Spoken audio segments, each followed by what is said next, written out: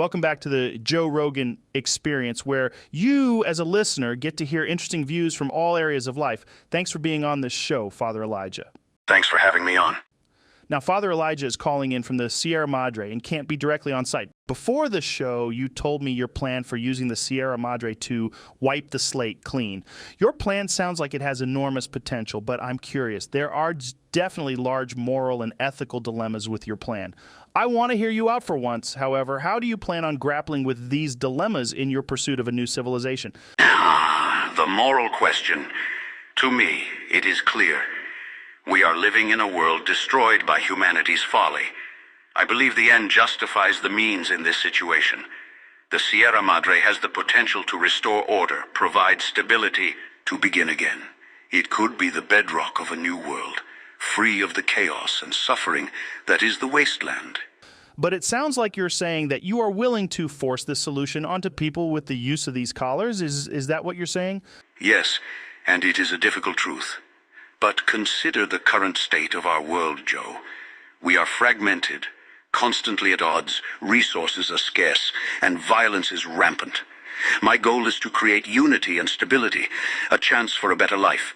The collars, they are a tool of control, but also a guarantee of safety and survival. I see. You want to bring people together temporarily, but isn't there something deeply troubling about the idea of stripping people's freedom to ensure cooperation? Freedom is a luxury, one we can no longer afford in our world. The road to recovery is steep, Joe, and for some, a firm hand to guide them is necessary. I guess it's all about perspective, huh? From my chair, it seems like the technology you're dealing with is extremely powerful. What about the danger of it falling into the wrong hands? It is a risk. But the Sierra Madre's defenses are formidable. Holographic security, toxic cloud. It's not easy to conquer. I'm one of the few who understand it well enough to truly harness its capabilities. I will use it responsibly, to bring about a new era for humanity. We will rise from the ashes, stronger, unified. Now, before the show, Elijah, you made it pretty clear you have a large disdain for the NCR. What are your views on them? What are your specific complaints about their empire? Yes, the new California Republic, so-called bearers of civilization in the wasteland. You see, Joe, my disdain for them is based on their hubris, their short-sightedness. They aspire to rebuild an old world that led to its own destruction. They try to impose order and bureaucracy where flexibility and innovation are needed. But some might argue that they're just trying to bring some semblance of normality back to the world, right? Normality. They're bringing back the same institutions and ideals that got us into this mess in the first place. Democracy, capitalism, exploitation of resources without a thought for the consequences. They're stretching themselves too thin, expanding without fortifying, consuming without replenishing. It's the same old story of humanity's hubris. So if I understand correctly, your main issue is their lack of foresight and their repetition of the same mistakes. Precisely, Joe. The world has changed. We cannot return to the old ways. We need new methods, new structures, new thinking. That's why the Sierra Madre technology is so crucial. It provides the tools to build a new kind of society, one built on self-sufficiency, security, and unity. And you believe that people should be forced into this new society for their own good? I believe, Joe, that sometimes people don't know what's best for them. They need guidance. They need order. In this brutal world, those who can't adapt die. It's harsh, yes, but it's the reality. I simply offer a means to adapt, to survive, and perhaps to flourish once again. Well, that's certainly a provocative take, Father Elijah. It's a very ends justify the means approach. It's a fascinating discussion, and I appreciate your perspective, even if it's controversial. There's no easy answers in a post-apocalyptic world. Speaking of the world, I've heard tales of your various travels, especially from a certain courier across the world. The courier is not to be confused with the one that woke up in Good Springs pretty recently. One tale I've heard is that you've been through the Big Empty, a place many folks avoid like the plague. What was your experience like there? The Big Empty, or as some call it, the Old World Blues. A desolate place, but teeming with the echoes of the past. Scientific marvels, technological relics, but also a stark reminder of the destruction that our obsession with progress led to. Yeah, it seems like a haunting place, a graveyard of the old world, but you're one of the few who ventured into that dangerous terrain. What did you discover? In the Big Empty, I found remnants of advanced technologies, remnants of a world that once was.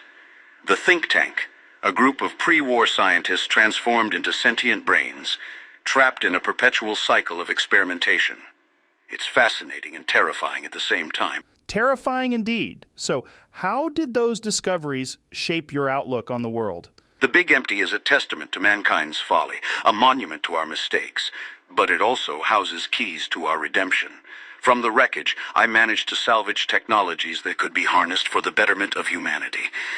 But it also reaffirmed my belief that we must tread carefully, lest we repeat the errors of our past.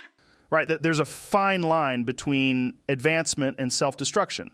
It's amazing and a little unnerving how history continues to echo in the present. Indeed, Joe.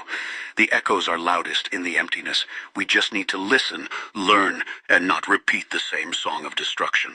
Now, something our listeners might want to know about is your experience with being an elder for the Brotherhood of Steel. How did you first occupy Helios 1? How did you lose it to the NCR? What's with the Brotherhood now? Indeed, I was an elder. Helios 1.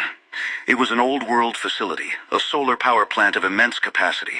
I saw its potential, the energy it could provide, the power it could give the Brotherhood. We occupied it with the intent to harness its power, to fuel our efforts and strengthen our presence in the wasteland. As for losing it, the NCR, they were expanding, reaching out for every resource they could grasp. We were outnumbered, outgunned. Despite our technological superiority, we were not prepared for a full-scale assault. In the end, I ordered a retreat to save my brethren from a total wipeout. That must have been a heavy decision to make. I'd have thought that your objective in Helios 1 was to protect the technology, rather than to secure it for power. It's interesting to find out that there were ulterior motives. It was, Joe. But as a leader, you're faced with tough choices. You have to weigh the survival of your people against your goals, your ideals. It's never easy. I can only imagine. And how about the Brotherhood now? What's happening with them? The Brotherhood, they're survivors. Resilient. After the loss of Helios 1, they retreated, regrouped. They're still out there, somewhere in the wasteland, clinging to their mission of preserving old-world technology. I can feel it, but I fear they may be losing sight of the broader picture without me. Technology is a tool, not a god to be worshipped. It needs to be used, adapted, evolved, not hoarded and hidden away. That's why I left, why I'm on this path now. It sounds like you've had quite a journey, Father Elijah. I appreciate your openness and honesty. Despite the dire circumstances, your hope and determination are remarkable. Thank you for being on the show, despite the fact I don't agree with some of your views. Thank you for having me on the experience, Rogan.